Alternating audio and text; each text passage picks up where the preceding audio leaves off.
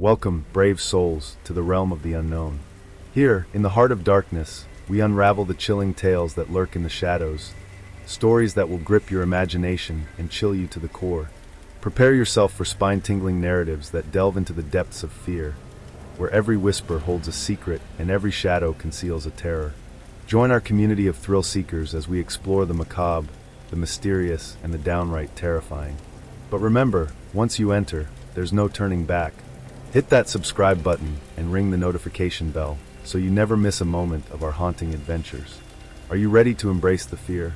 The darkness awaits. On the Hawaiian island of Maui, there exists a legend passed down through generations about the summit of Haleakala, the House of the Sun. Locals speak of its beauty with reverence, but they also warn of the shadowy entities that inhabit its barren, volcanic craters. These spirits, known as the Namaka o Kauai, the daughters of the ocean goddess Namaka, are said to be guardians of an ancient secret buried deep within the mountain. To trespass too far is to risk their wrath. The ascent. Lila had always been skeptical of such stories. A photographer and self-proclaimed adventurer, she had come to Maui to capture the stunning sunrises atop Haleakala. Her followers on social media had urged her to visit the volcanic peak, calling it a place where heaven kissed the earth. "It's just another mountain," Lila muttered, gripping the steering wheel of her rental car as it climbed the winding road to the summit. She had dismissed the locals' warnings as superstition, their whispered warnings about wandering too far after dark nothing more than island folklore. Ghosts don't exist, she told herself. By the time she reached the summit, the sun had dipped below the horizon, painting the sky in hues of crimson and gold. The air was sharp and cold, biting at her skin despite her heavy jacket. As she set up her camera on the rocky edge of the crater, she noticed a faint mist swirling within the basin below.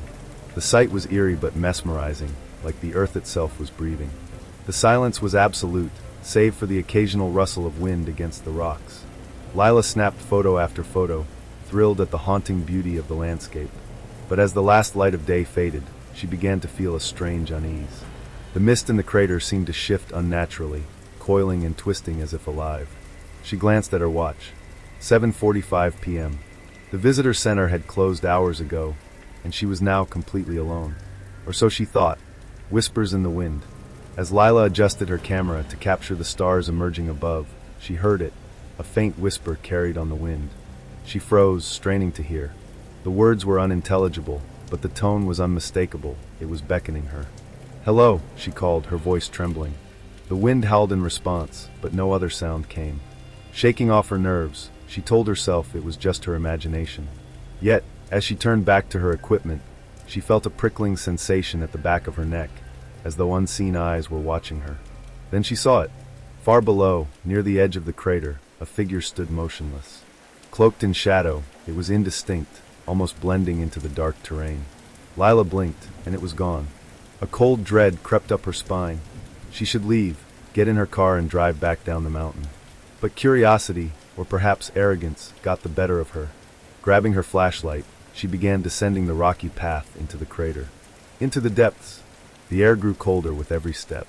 The flashlight beam illuminated the narrow trail, but the oppressive darkness beyond seemed to press against her.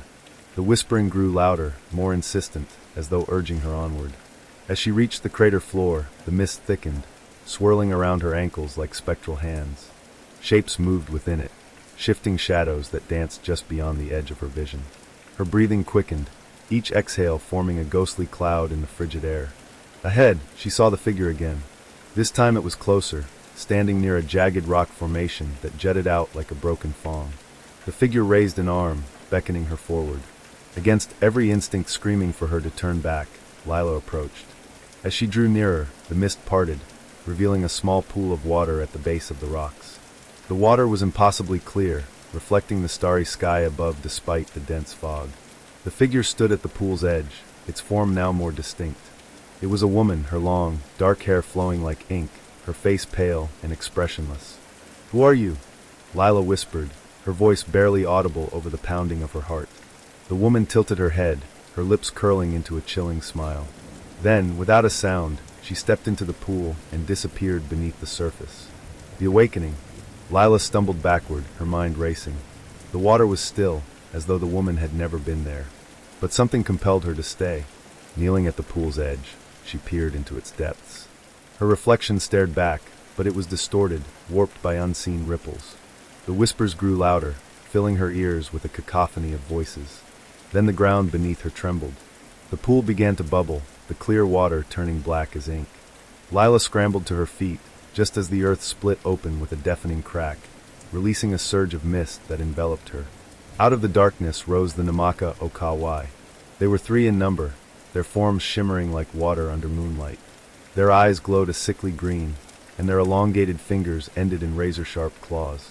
Their movements were fluid yet unnatural, as though they were not bound by the laws of the physical world. "You have disturbed what should remain untouched," one of them hissed, her voice echoing as though it came from the depths of the ocean. Lila tried to speak, to apologize, but no words came. The tallest of the spirits raised a hand, and the mist coiled around her, tightening like a noose. Lila clawed at her throat, gasping for air as the spirits closed in. The price of curiosity.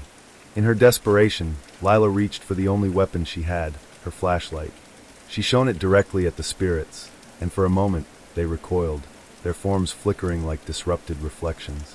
Seizing the opportunity, she turned and ran, her feet slipping on the loose gravel as she scrambled back up the trail.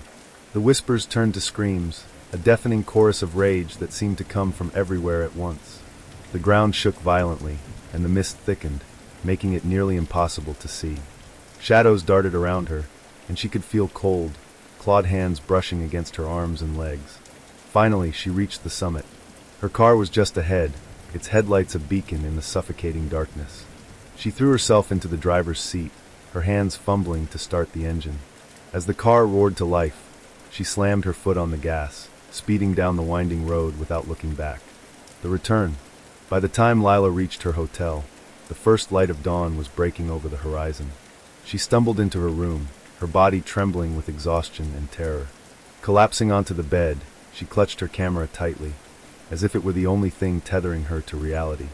Hours later, when she finally mustered the courage to review the photos she had taken, her heart sank.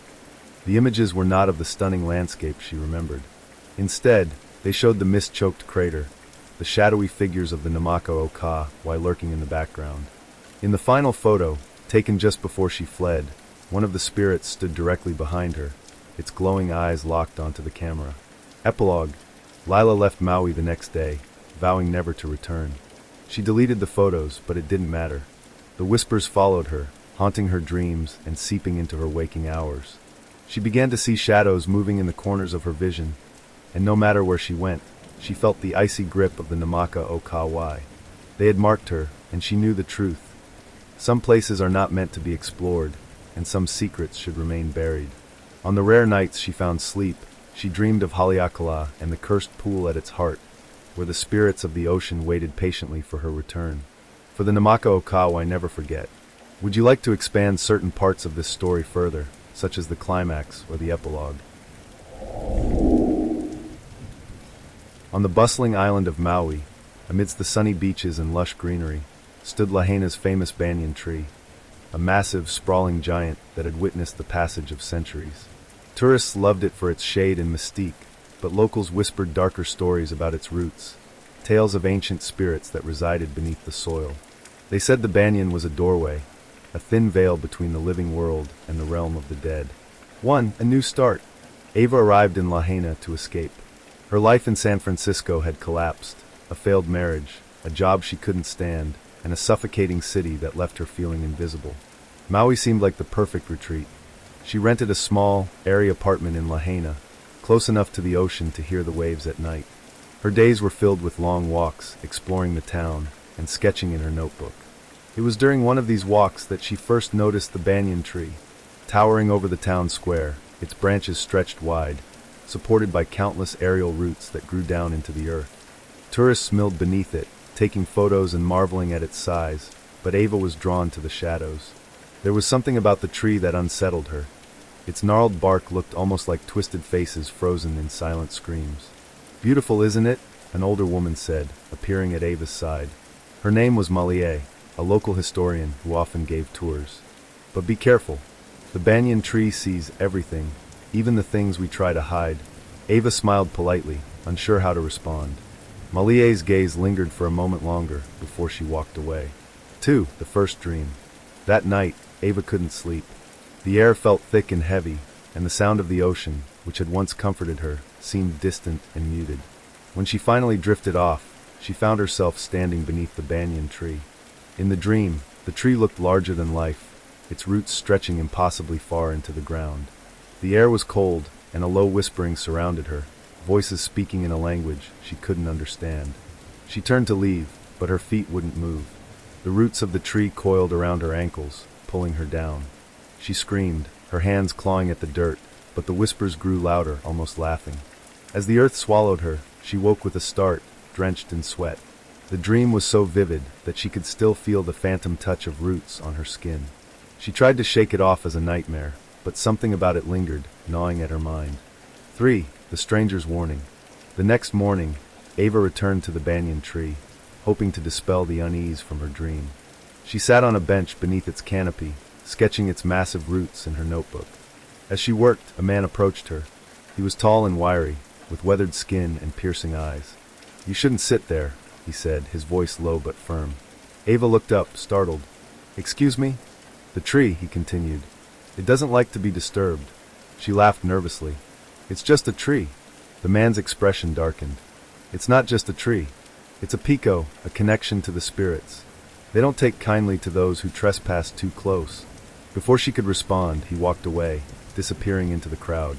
Ava shook her head, trying to brush off his words, but they unsettled her more than she cared to admit. 4. The second dream. That night, the dream returned, more vivid and terrifying than before. This time, she wasn't alone under the tree. Shadows moved among the roots, humanoid figures with hollow eyes and elongated limbs. They whispered her name, their voices a chilling chorus that echoed in her mind. One of the shadows stepped closer, its face inches from hers. It wasn't fully formed, more a distortion of light and darkness, but its eyes were unmistakable, piercing and sharp, like the man who had warned her earlier that day. "You shouldn't have come here," it hissed. Ava woke up screaming, her body shaking with fear. She turned on every light in her apartment, refusing to go back to sleep. 5. The root of the curse. Desperate for answers, Ava sought out Malie, the historian. She found her at a small cafe near the harbor and wasted no time recounting her dreams and the man's warning. Malie listened intently, her expression grave.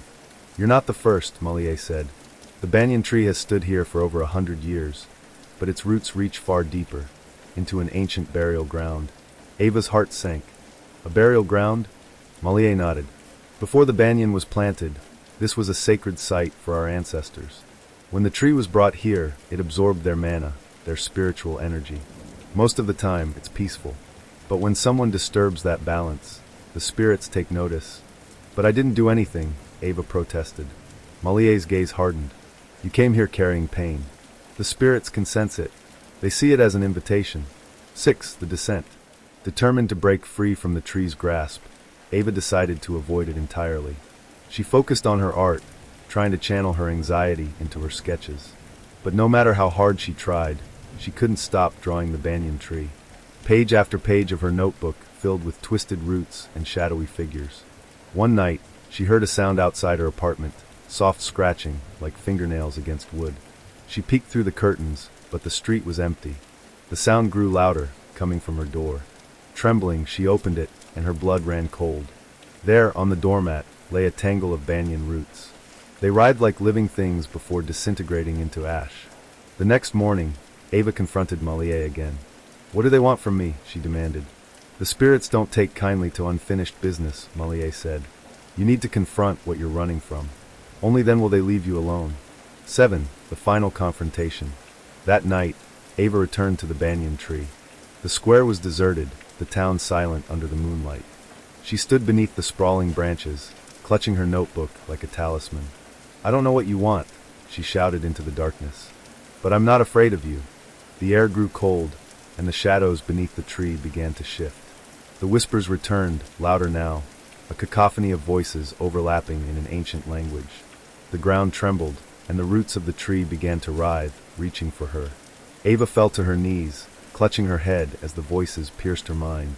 Then, through the chaos, she heard a single clear voice. "Face it." Images flooded her mind, her ex-husband's angry face, the crushing loneliness of her old life, the weight of her own self-doubt.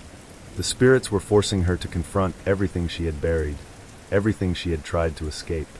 "I'm sorry," she whispered. Tears streamed down her face as she finally let go of the pain she had carried for so long. "I'm so sorry." The whispers quieted, the roots receded. The air grew warm again, and the shadows melted into the night. 8. Epilogue. The next morning, Ava woke to find her notebook lying open on the desk. The final page was unlike anything she had drawn before. It depicted the banyan tree bathed in sunlight, its roots stretching deep into the earth, surrounded by faint, glowing figures. She left Lahaina a week later, feeling lighter than she had in years. But as her plane ascended into the sky, she glanced out the window. Far below, the banyan tree stood tall and unyielding, its shadows stretching toward the horizon. And for a brief moment, she thought she saw something move among its roots. 8. Epilogue. The next morning, Ava woke to find her notebook lying open on the desk.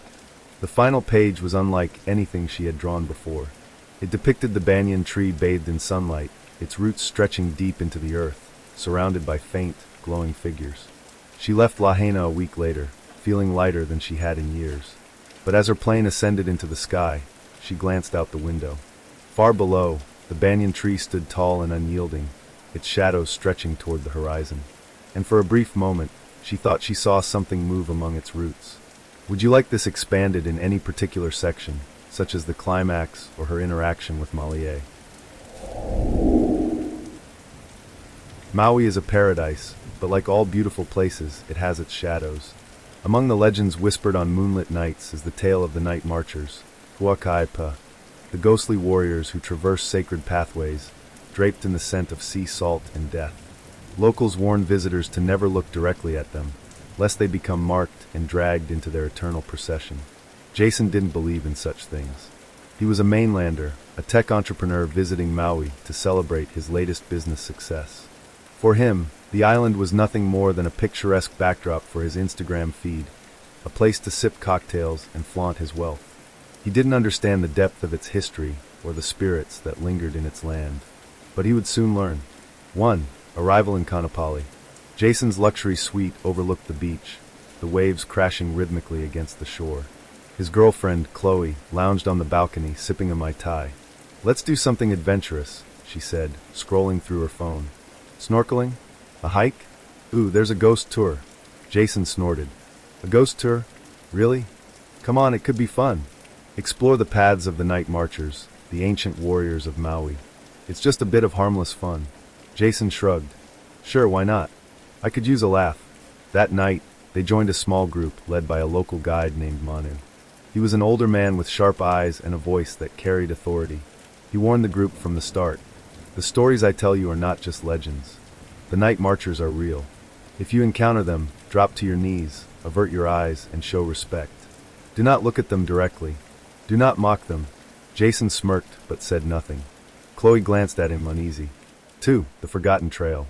Manu led them down an overgrown trail in Kaanapali, away from the resorts and bright lights.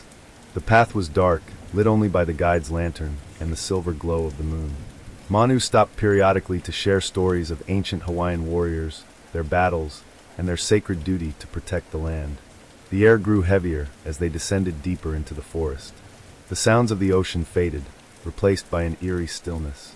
Jason's laughter had long since faded, replaced by a nervous silence. They reached a clearing, where Manu raised his hand to signal a stop. "This is as far as we go. Beyond this point lies the trail of the night marchers. I will tell you one last time, if you see them, show respect. Their path is not ours to walk." Jason couldn't help himself. "So what happens if we don't? Do they kill us or something?" Manu's expression darkened.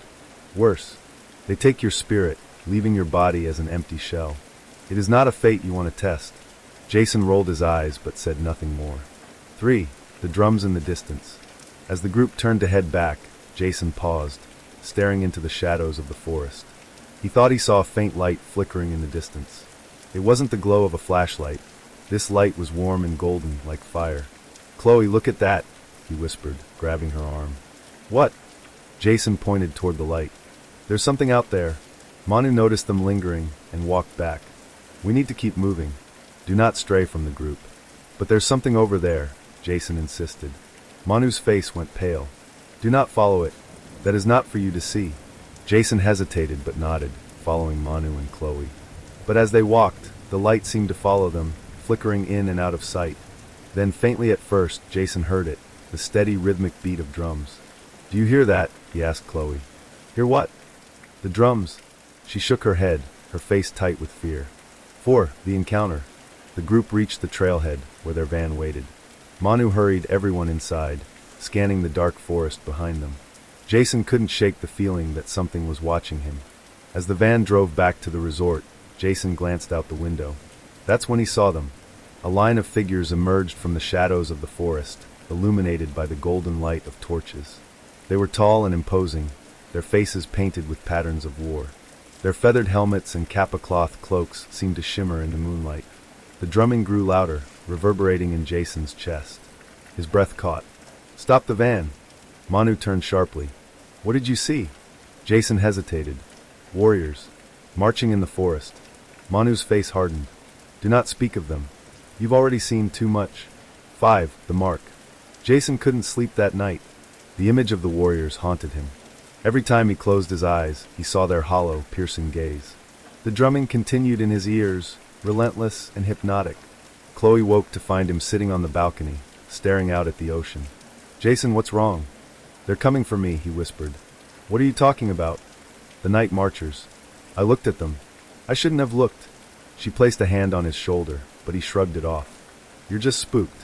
It's all in your head." But Jason knew it wasn't. 6. The procession returns. The next evening, Jason and Chloe decided to join a luau at the resort, hoping to shake off the tension of the previous night. The music, dancing, and food seemed to help at first, but Jason couldn't fully relax. As the performers danced under the glow of tiki torches, Jason noticed the torches flickering strangely, as if blown by an unseen wind. The drumming from the night before returned, faint but unmistakable. He turned toward the beach and froze. The night marchers were there, their golden torches casting eerie shadows on the sand. They moved in perfect unison, their faces expressionless but their eyes burning with intensity. Jason grabbed Chloe's arm. "We have to leave. Now." "What are you talking about?" "There's no one there." He pointed frantically. "Look, right there." But she saw nothing. 7. The consequence. Jason ran toward the hotel, dragging Chloe behind him. Once inside, he locked the door and closed the curtains, but the drumming continued, louder and more insistent. The walls seemed to tremble with the force of it.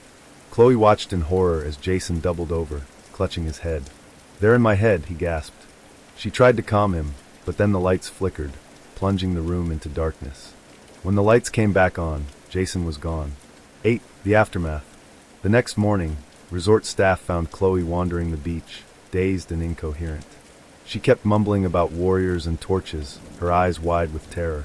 Jason's body was found hours later, deep in the forest near the trail they had walked the night before. His face was frozen in a silent scream, his eyes wide and unseeing. There was no sign of a struggle, no explanation for how he had gotten there. Local authorities ruled it a tragic accident, but Malie, who had heard the story from Manu, knew better. "The night marchers came for him," she said solemnly. "He looked when he was told not to. And they never forget." Epilogue. Back on the mainland, Chloe refused to speak of what happened on Maui. But at night, in the silence of her apartment, she often heard the faint echo of drums. And she wondered if Jason's fate would one day come for her too. Would you like to expand on any specific scenes, like the final encounter or Jason's internal struggles? Maui is a land of breathtaking beauty, where the mountains kiss the clouds and the ocean stretches infinitely blue. But beneath its natural splendor lies a deep history, some of it shrouded in mystery and fear. On the slopes of Haleakala, hidden among dense forests, are ancient heiau, sacred Hawaiian temples. Some are well documented, preserved as historical sites, while others have been abandoned to time, reclaimed by the land. The locals know better than to disturb them, but not everyone listens. 1. The hiking challenge. Natalie, a travel blogger, prided herself on uncovering hidden gems. She had explored countless off-the-beaten-path destinations, and her latest trip to Maui was no exception. After days of lounging on beaches and snorkeling, she craved something more adventurous. Her curiosity was piqued when she overheard two locals talking at a cafe about a forgotten heiau hidden deep in the forests of Haleakala. Nobody goes there anymore, one man said. It's cursed. People who visit don't come back the same. Natalie's ears perked up. A cursed temple? It was perfect blog material. She approached the men, eager for details. At first, they refused to tell her anything. But after a bit of persistence, and a few rounds of drinks, they relented. You'll find it on the old Paiholo Trail, one of them said. But don't say we didn't warn you. 2. The journey begins. The next morning, Natalie packed her gear and set out alone. She ignored the warnings she had read online and from locals about hiking unfamiliar trails without a guide. The thought of a hidden heiau, untouched by tourists, was too tempting to resist. The trail started innocently enough, winding through lush greenery and bamboo forests. Birdsong filled the air, and shafts of sunlight broke through the canopy. Natalie snapped photos, thinking about the story she'd write. But as she ventured deeper, the atmosphere changed. The air grew colder, the forest denser. The sounds of birds and insects faded, replaced by an unsettling silence. She began to notice strange carvings on trees, symbols she didn't recognize. They seemed old, almost ancient, their meanings lost to time. Her excitement turned to unease, but she pressed on, determined to find the heiau. 3. The discovery. After hours of hiking, Natalie stumbled upon a clearing. In its center was a crumbling stone structure, overgrown with moss and vines. The heiau. It was both beautiful and eerie, its stones arranged in a pattern that seemed deliberate, almost ceremonial. At its center stood an altar, weathered by centuries of wind and rain. Natalie felt a strange pull, as if the place itself was alive, watching her. She pulled out her camera, but as she tried to take a photo, the battery died. Frowning, she checked her phone. It, too, was dead, despite being fully charged when she started the hike. A chill ran down her spine. 4. The whispers. As Natalie explored the heiau, she began to hear faint whispers carried on the wind. She froze, straining to listen, but the words were indistinct, as if spoken in a language she didn't understand. "Hello," she called out, her voice trembling. The whispers stopped. She laughed nervously, telling herself it was just the wind. But as she turned to leave, she saw something that made her heart stop, a figure standing at the edge of the clearing. It was a woman, dressed in traditional Hawaiian clothing. Her long hair flowed down her back, and her face was turned away. Natalie's throat went dry. "I didn't mean to trespass," she stammered. The woman didn't move. 5. The pursuit. Natalie backed away slowly, her eyes fixed on the figure. But as she stepped out of the clearing, the whispers returned, louder this time. They seemed to be all around her, surrounding her in a cacophony of voices. Panicked, she broke into a run. The trail that had been so clear earlier now seemed unfamiliar, twisting and turning in ways she didn't recognize. The symbols carved into the trees appeared again, but now they seemed to pulse, as if alive. The whispers grew louder, transforming into guttural chants. Natalie glanced over her shoulder and saw the woman again, now much closer. Her face was still obscured, but her movements were jerky, unnatural, as if she were being pulled forward by an unseen force. Natalie ran faster, her breath coming in ragged gasps. 6. The fall. In her panic, Natalie tripped over a root and tumbled down a slope, landing hard on the forest floor. Pain shot through her ankle, but she forced herself to stand, limping forward. She looked around, realizing she was no longer on the trail. The forest was darker here, the trees gnarled and twisted. She could feel the weight of the heiau's presence, even though it was no longer in sight. The chanting had stopped, replaced by an oppressive silence. But she wasn't alone. She could feel eyes on her, watching from the shadows. A low, guttural growl broke the silence, and Natalie's blood ran cold. 7. The guardian. From the shadows emerged a figure unlike anything Natalie had ever seen. It was humanoid but impossibly tall, its body covered in dark, writhing shapes that seemed to shift and move.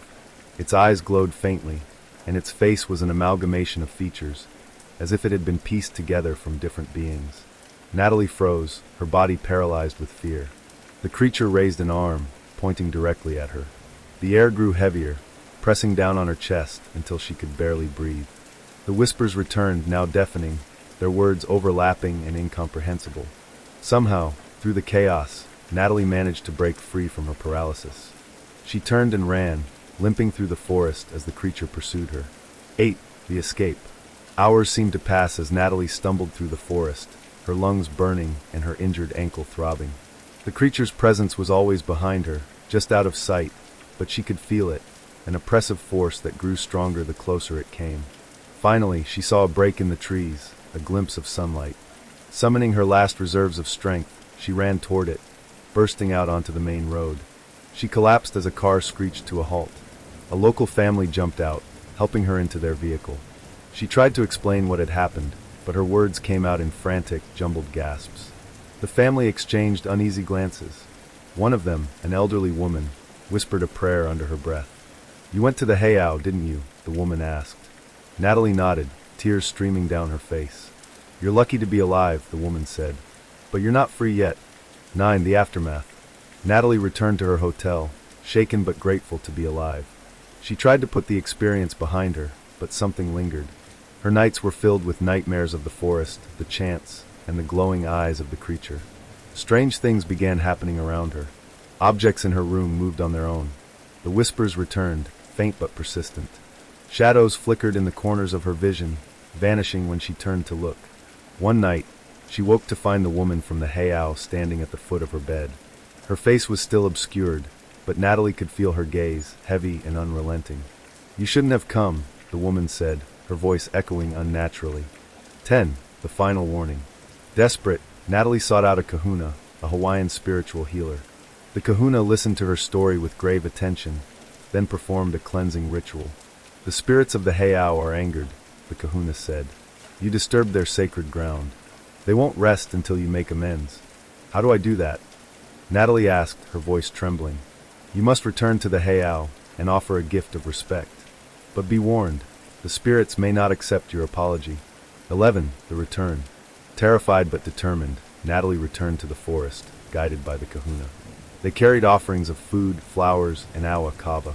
When they reached the heiau, the air was thick with tension. The kahuna began chanting, placing the offerings on the altar. Natalie knelt, her head bowed, whispering an apology. For a moment, the forest was silent. Then, the whispers returned, softer this time, like a distant breeze. The oppressive weight lifted, and the atmosphere lightened. The kahuna helped Natalie to her feet. "You're free," she said. "But remember, the land is alive. Always treat it with respect." Epilogue. Natalie left Maui a few days later, vowing never to write about the heiau. The experience changed her, leaving her with a newfound respect for the land and its history. But even back home,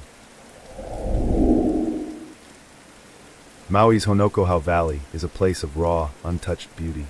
Surrounded by towering cliffs and dense rainforests, it remains largely unspoiled, accessible only by the most determined hikers or by locals who know its secrets. The valley is steeped in history and legend, a sacred place where the echoes of the past still linger. Not all of those echoes are benign. 1. The expedition. Sarah, a wildlife photographer, had traveled the world in search of rare and exotic subjects. Her latest assignment was to document the natural beauty of Maui for an environmental magazine. While most of her trip was spent on scenic beaches and in lush forests, she yearned for something more remote, something wild and untouched. During her stay in Lahaina, she overheard a bartender mentioning Honokohau Valley. "It's beautiful," he said, "but it's no place for tourists. The valley doesn't like outsiders." Intrigued, Sarah pressed for details, but the man refused to say more. She did her own research and discovered stories of people who ventured into the valley and never returned. Locals whispered about strange occurrences, ghostly figures, unexplained disappearances, and voices carried on the wind. Sarah dismissed the stories as folklore. To her, the valley was an untapped treasure trove of photographic opportunities. 2. Into the valley. The next morning, Sarah packed her gear and drove as close as she could to the valley's edge. The rest of the journey would be on foot. The trail was rugged, overgrown with ferns and guava trees. Mist clung to the air, and the sound of distant waterfalls filled the valley with an ethereal hum. As Sarah descended, she felt a strange sensation, as though the valley itself were watching her. The trees seemed to lean inward, their branches forming a canopy that blocked out the sun. The temperature dropped noticeably, and the air grew heavy with moisture. She shook off her unease, focusing on the beauty around her. Water trickled down moss-covered rocks, and shafts of light pierced the mist, illuminating the emerald forest. It was perfect, but the deeper she went, the more the beauty became unsettling. The silence was oppressive. No birds sang, no insects buzzed. It was as if the valley had swallowed all sound. 3. The first signs. Sarah reached a clearing where a towering waterfall cascaded into a pool below. She set up her tripod and began snapping photos. The scene was surreal, pristine, untouched, and eerily quiet. As she reviewed her shots, she noticed something strange. In one of the photos, there was a faint figure standing near the edge of the pool. It was blurred, almost translucent, but undeniably human-shaped. She frowned and looked up. The clearing was empty.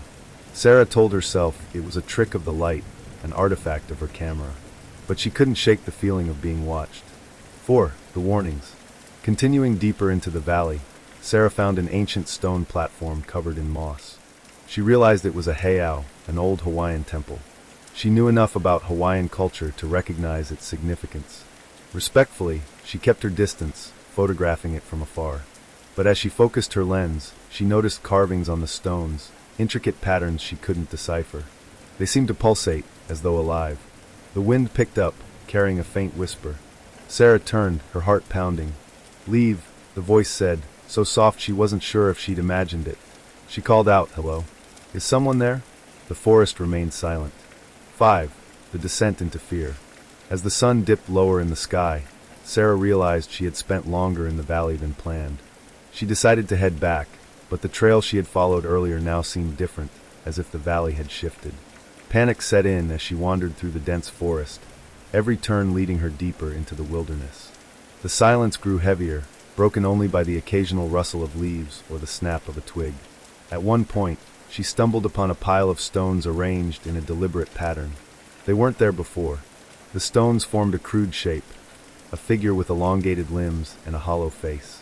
The whispers returned, louder this time, overlapping voices that seemed to come from every direction. "Leave. You don't belong here."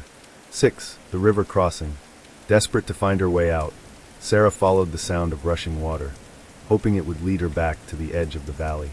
She reached a wide river, its surface shimmering under the dim light. A makeshift bridge of fallen logs spanned the water. As she crossed, the whispers grew into a low chant. The river below seemed to churn unnaturally, and Sarah froze mid-step as she saw faces beneath the surface. Pale, ghostly visages staring up at her with hollow eyes. Her foot slipped, and she nearly fell into the water. The faces surged closer, mouths opening in silent screams. Sarah scrambled to the other side, her hands trembling. 7. The night falls. Darkness fell quickly, and Sarah was forced to use her flashlight. The beam of light seemed feeble against the oppressive night. Shadows danced around her, and the whispers became mocking laughter. She tried to call for help, but her voice seemed swallowed by the valley. Her phone had no signal, and its battery drained inexplicably fast. As she stumbled through the forest, she saw them, figures moving among the trees. They were humanoid but elongated, their limbs unnaturally thin and their movements jerky. Their eyes glowed faintly, like embers in the dark. They didn't move toward her but watched, their heads tilting in unison as she passed. 8. The final stand. Sarah reached another clearing, this one dominated by a massive banyan tree. Its roots twisted like skeletal fingers, and its branches loomed like a cage. She collapsed at its base, too exhausted to continue. The whispers surrounded her, now clear and angry. "You trespass. You defile." The figures emerged from the shadows, circling her. Their faces were obscured, but their presence was suffocating. Sarah clutched her camera, as if it could protect her. "I didn't mean any harm," she whispered. The largest figure stepped forward, its elongated arm reaching toward her. Its touch was icy, and Sarah felt her body go rigid. Her vision blurred, and the world around her seemed to dissolve. 9. The escape. When Sarah woke, it was morning. She was lying at the edge of the valley, her camera clutched tightly in her hands. She had no memory of how she got there. Shaken, she returned to her hotel and reviewed her photos. Most were normal, but a few showed the figures clearly, tall, shadowy beings with glowing eyes. In one photo, taken at the banyan tree, she saw herself surrounded by the entities, their arms reaching toward her. Sarah deleted the photos and canceled her assignment. She left Maui the next day, vowing never to return. 10. The haunting. Back home, Sarah tried to move on, but the valley stayed with her. She heard whispers in the night and saw shadows flickering in the corners of her vision. One night, she woke to find her camera turned on, displaying the photo of her surrounded by the figures. The screen flickered, and she heard the voice again. "You don't belong here." The whispers have never stopped. The shadows are restless tonight, and so are we. If you're brave enough, hit that like button. Let us know what you think in the comments, and subscribe for more spine-tingling stories that lurk just around the corner.